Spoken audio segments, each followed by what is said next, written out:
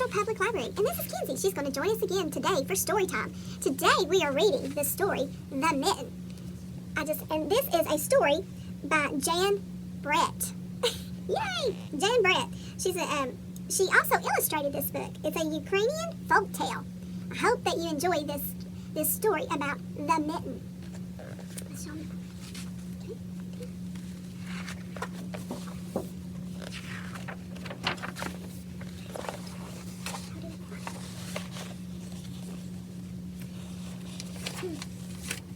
Once there was a boy named Nicky who wanted his new mittens made from wool as white as snow.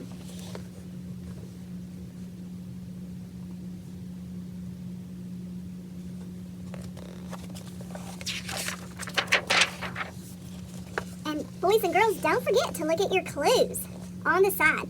These are clues of what is going to happen, what has happened. His grandmother, Baba, did not want to knit white mittens. If you drop one in the snow, she warned, you'll never find it.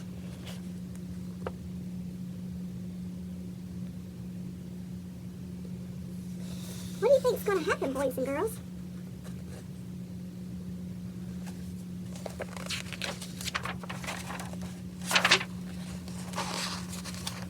A mole.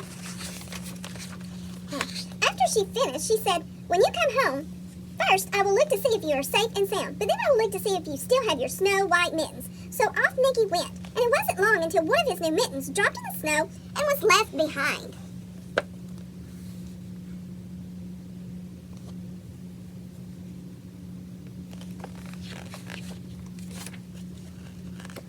These pages are kind of hard to turn sometimes. A mole, tired from tumbling along, discovered the mitten and burrowed inside. It was cozy and warm and just the right size, so he decided to stay. Can you see the mole, boys and girls? Who do you think's going to come next? Who do you think's coming next?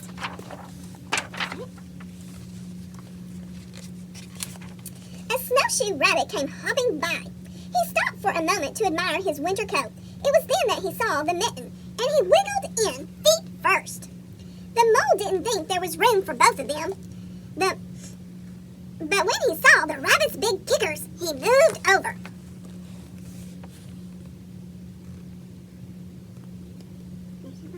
What's happening next? Who do you think's coming next? See him right there? Squeezing in with the mole.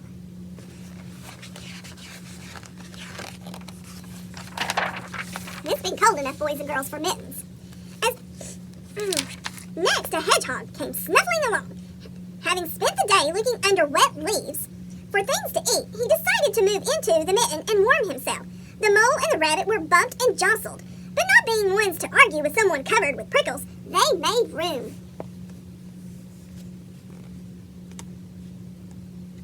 Who's coming next?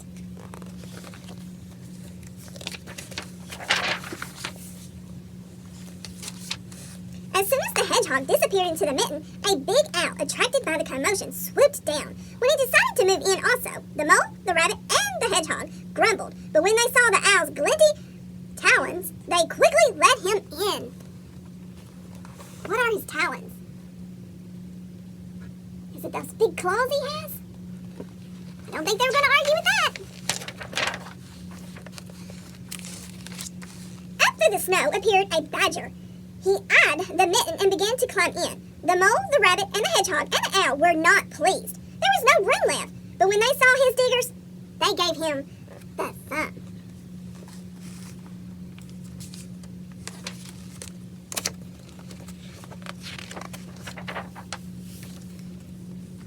It started snowing, but the animals were snug in the mitten.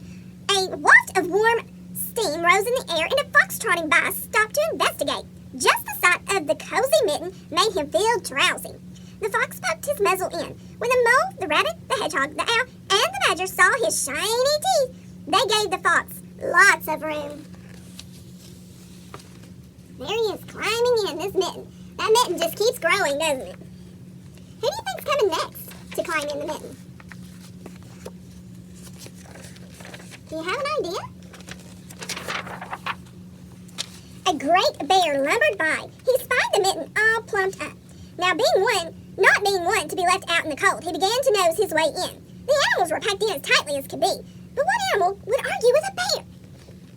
The Mitten swelled and stretched. It was pulled and bulged to many times its size, but Baba's good knitting held fast.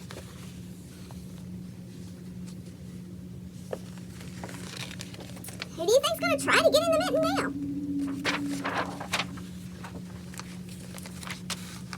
Along came a meadow mouse, no bigger than an acorn. She wriggled into the one space left and made herself comfortable on top of the great bear's nose. So, there she is. Can you see her? On his nose.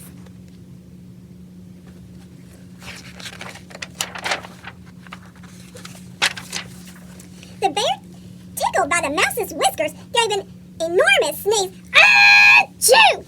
The force of the sneeze shot the Mitten up into the sky and scattered the animals in all directions.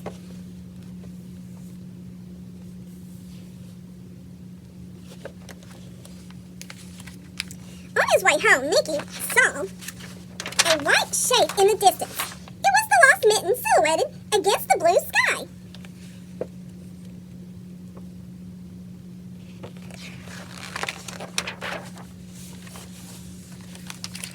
As he ran to catch his snow-white Mitten, he saw Baba's face in the window. First she looked to see if he was safe and sound, and then she saw that he still had his mittens.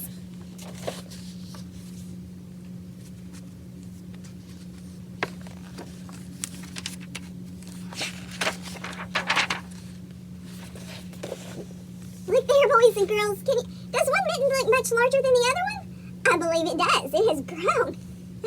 That end. Thank you for joining us here at the Ledgell Public Library.